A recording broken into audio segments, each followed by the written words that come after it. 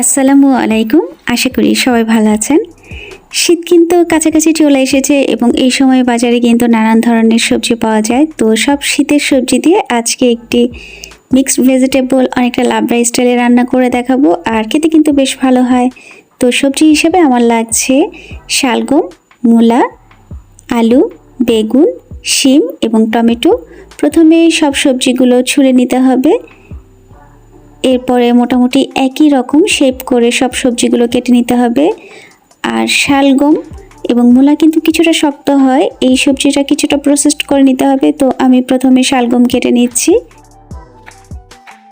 শালগমগুলো কাটা হয়ে গেছে। এবার দুইটি আলু কেটে নিয়েছি। দুইটি শালগমের সঙ্গে দুইটি আলুই যথেষ্ট।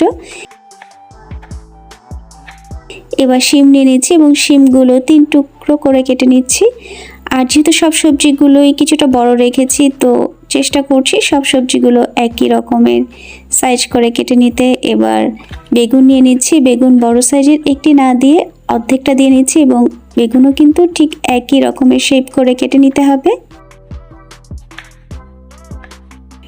শীতের এই মিক্সড ভেজিটেবলটা খেতে কিন্তু বেশ ভালো লাগে, রুটি, পরোটা বা ভাত যে কোনো কিছু দিয়ে খেতে ভালো লাগে। এবার একটি বড় সাইজের টমেটো কেটে নিচ্ছি।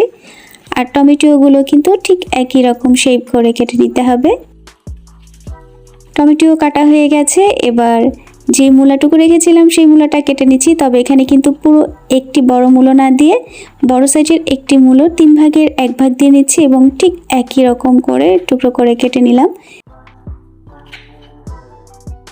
সবগুলো সবজি কাটা হয়ে গেছে। এবার পানি গরম করে পানির মধ্যে শালগম এবং মূলা দিয়ে কিছুটা ভাপিয়ে নিতে হবে, কারণ শালগম এবং মূলায় কিন্তু একটু এক্সট্রা একটা গন্ধ থাকে। তো সেই গন্ধটা চলে যাবে এবং কিছুটা সিদ্ধ হয়ে যাবে। এবার তেল গরম করে দিয়ে দিচ্ছি পেঁয়াজ কুচি। পেঁয়াজ এখানে বড় সাইজের 2টি পেঁয়াজ দিতে হবে এবং পেঁয়াজগুলো বেশ ভালো মতো করে ভেজে নিতে হবে। পেঁয়াজগুলো ভাজা হয়ে গেলে আমি সব সবজিগুলো দিয়ে দিচ্ছি এবং ভাপিয়ে রাখা শালগম এবং মূলা দিয়ে দিচ্ছি। আরও দিয়ে দিচ্ছি স্বাদ অনুযায়ী লবণ। এবার লবণ দিয়ে তেল এবং পেঁয়াজের মধ্যে এই সবজিগুলো 3 থেকে 4 মিনিট ভেজে নিব এবং এই সময় কিন্তু চুলোর আঁচটা মোটামুটি হাই রাখতে হবে।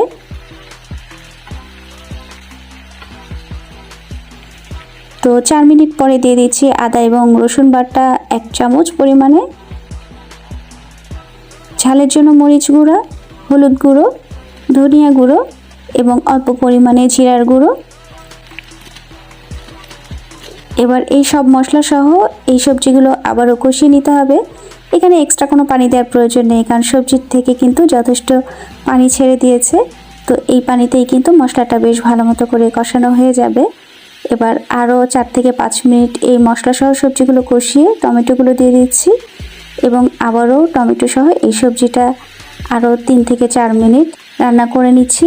আর এই পুরো রান্নার সময়টা কিন্তু চুলোর আঁচ মোটামুটি হাই রাখতে হবে।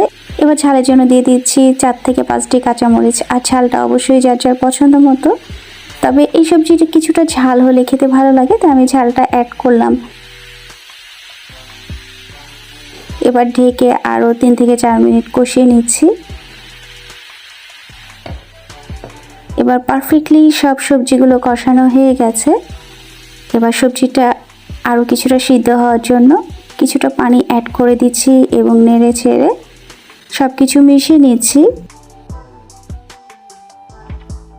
এবার ঢেকে রান্না করে নিচ্ছি আরও 5 থেকে 6 মিনিট। এই সময়ও কিন্তু চুলোর আঁচটা হাই রাখতে হবে, তা না হলে দেখা যাবে সবজিগুলো অনেক বেশি গলে যাবে।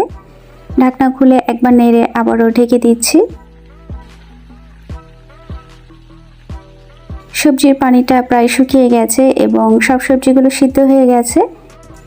তারপরেও আমি বিশেষ করে শালগম এবং আলুটা চেক করে দেখে নিচ্ছি পারফেক্টলি সিদ্ধ হয়েছে কিনা।